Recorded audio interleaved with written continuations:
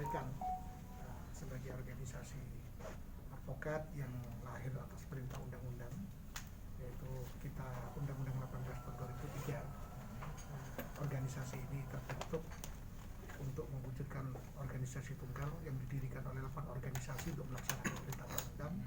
Tepatnya lahir 21 Desember 2004. Pada saat ini di wilayah Pengadilan Tinggi Surabaya kita melakukan pelantikan, pengangkatan dan pelantikan advokat sekaligus penyumpahan. Untuk pelantikan dan pengangkatan ini advokat itu ada jumlah berapa? 574 yang dilaksanakan mulai tanggal 26 bulan Februari tahun 2021 dan gelombang pada waktu itu 2 gelombang juga. Terus yang berikut yang kedua yaitu tanggal 3 bulan Maret tahun 2021 juga dilaksanakan secara 2 gelombang. Karena ini semua jumlahnya yang banyak dan kita harus mengikuti protokol kesehatan. Maka dari itu sebagai organ negara dalam rangka melaksanakan perintah undang-undang untuk melantik dan mengangkat advokat ini, kita harus patuh dan taat sesuai protokol kesehatan di tengah pandemi COVID-19 ini. Maka sampai kita bagi 2 hari, yaitu tanggal 26 bulan 2 dan tanggal 3, setiap harinya 2 season, ya, 2 season setiap harinya, supaya tidak terlalu banyak berkumpul di dalam ruangan ini, sehingga terpenuhilah syarat-syarat yang diajukan oleh protokol kesehatan.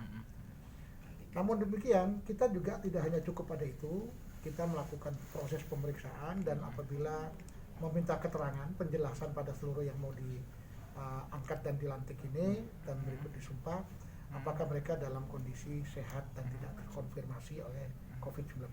Maka terhadap yang terkonfirmasi COVID-19 ada 5 orang, ada 4 orang, itu pun tidak boleh mengikuti ini dan nanti akan kita lakukan pelantikan dan pengangkatan dan pelantikan pada periode mendatang supaya tidak menjadi penyebaran. Jadi kita betul-betul taat pada aturan ini. Antigen. Dan ada syarat swab antigen. Jadi selain mengajukan syarat mereka mengajukan swab antigen, kita juga lakukan verifikasi terhadap klinik yang mengeluarkan swab antigen. Jadi kami tidak main-main dan itu begitu ketat. Ya, begitu ketat. Nah, jalan lancar kita melaksanakan semua ketentuan perintah undang-undang, melakukan pengangkatan dan pelantikan advokat. Tugas kita adalah melakukan pengangkatan dan pelantikan advokat. Ditujukan bagaimana kok ada pengangkatan pelantikan, ada sumpah. Ini perlu saya jelaskan. Pelantikan pengangkatan advokat itu adalah kewenangan organisasi Pradi yang diberikan oleh Undang-Undang 18 2003. Ada 8 kewenangan yang diberikan kepada organisasi ini, mulai menyelenggarakan pendidikan, melaksanakan ujian, melaksanakan pemagangan, dan kita mengangkat, melantik, ya, terus mengajukan sumpah ke pengadilan tinggi. Karena seorang advokat yang dilantik oleh Pradi itu adalah penegak hukum yang berjuang membela kepentingan masyarakat dalam mencari keadilan. Maka dia harus bersumpah terhadap kepentingan profesi. Sumpah berdasarkan undang-undang harus dilakukan dalam pengadilan tinggi. Maka tadi sudah dilaksanakan pengangkatan dan pelantikan dan sumpah di pengadilan tinggi. Kita ini kewajiban kita atas perintah undang-undang untuk mengantarkan itu. Nah, selanjutnya kita melakukan pengawasan, pembinaan, penindakan terhadap advokat apabila melanggar ketentuan kode etik. Itu yang kita laksanakan. Alhamdulillah semua ini berjalan lancar. Mudah-mudahan advokat yang kita lahirkan betul-betul bisa berguna dan bermanfaat sesuai undang-undang, bisa membela kepentingan masyarakat. Sudah barang tentu kepada mereka ada ikatan selain dalam pengawasan dan penindakan apabila pelanggaran, mereka juga harus bekerja secara pro bono. Di luar dia menjalankan profesi harus bekerja juga pro bono. Pradi telah menyiapkan lembaganya itu, yaitu Pusat Bantuan Hukum.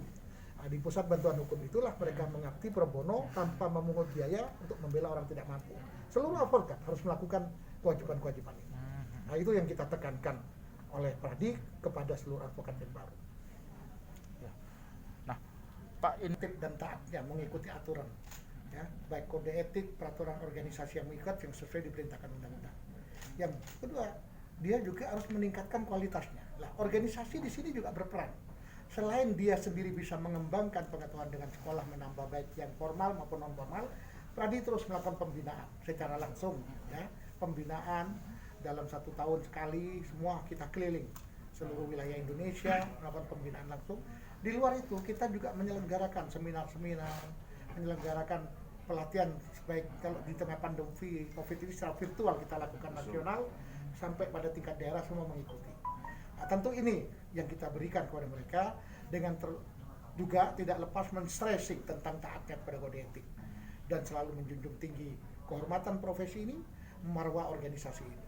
Karena kami tidak berpikir tentang organisasi banyak dan tidak, tapi saya harus mengatakan organisasi Pradi yang saat ini dipimpin oleh Profesor Dr. Utu Hasibuan SHMM ini betul-betul organisasi yang lahir atas perintah undang-undang. Dan ada dua catatan.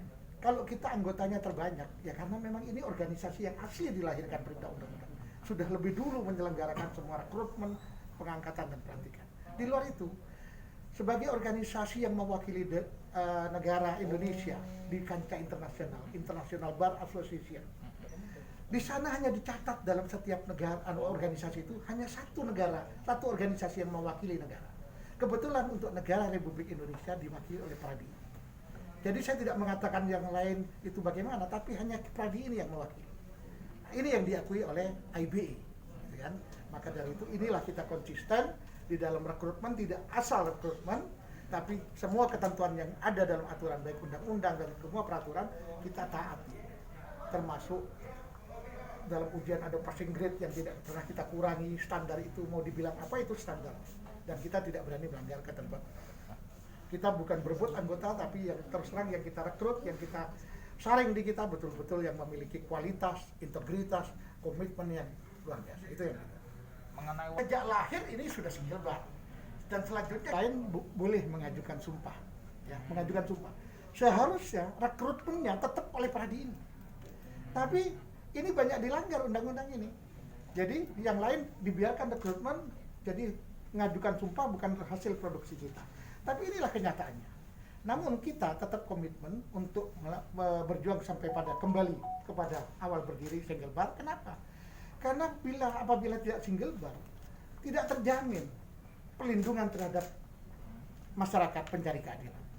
Contoh gampang begini, kalau mereka melanggar, kita punya komisi pengawas dan punya dewan kehormatan yang memproses menyidangkan mereka. Dan kalau ditindak, tidak seenaknya mereka keluar, dihukum dia keluar, dan bisa diterima oleh organisasi yang lain. Kalau sudah demikian, bagaimana nasib masyarakat? Yang dirugikan masyarakat. Undang-undang advokat ini memang mengatur advokat, tapi sejatinya single bar ini untuk kepentingan masyarakat. Maka dari itu saya menyebut rekan-rekan media dari wartawan ini adalah profesi yang sama dengan kami. Saya lebih banyak menyebut saudara bagi kami. Ayo kita berjuang bersama untuk kepentingan masyarakat. Jadi tidak mungkin Pradi berjuang sendiri mewujudkan single bar ini tanpa didukung rekan-rekan. Kenapa? Karena ini harus melibatkan terutama rekan wartawan, bisa menyampaikan kepada masyarakat pentingnya single bar ini adalah untuk masyarakat pencari keadilan. Jadi jangan dia nipu kliennya, kita proses hukum, kita berhentikan, dia diterima organisasi lain. Sampai kapanpun tidak akan berakhir kan. Jadi ini perlu diciptakan.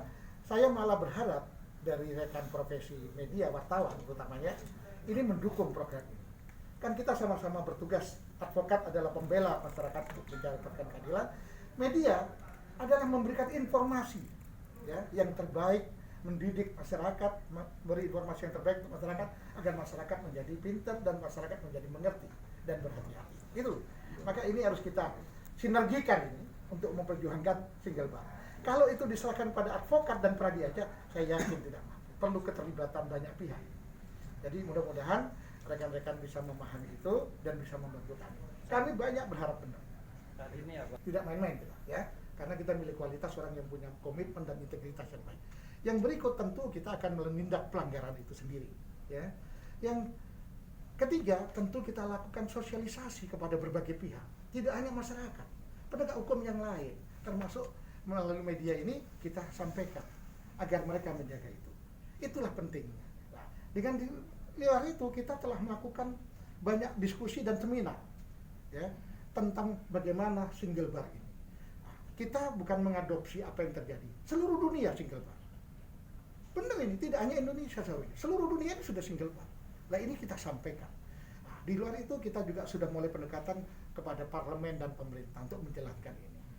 Karena negara berdiri untuk kesejahteraan masyarakat. Kesejahteraan akan dicapai, diantaranya juga keadilan dan masyarakat tidak ketipu dan sebagainya. Ini yang perlu kita stressing. Maka dari itu memang seluruh komponen ini harus bekerja sama, sinergi. Gitu. Ini yang perlu.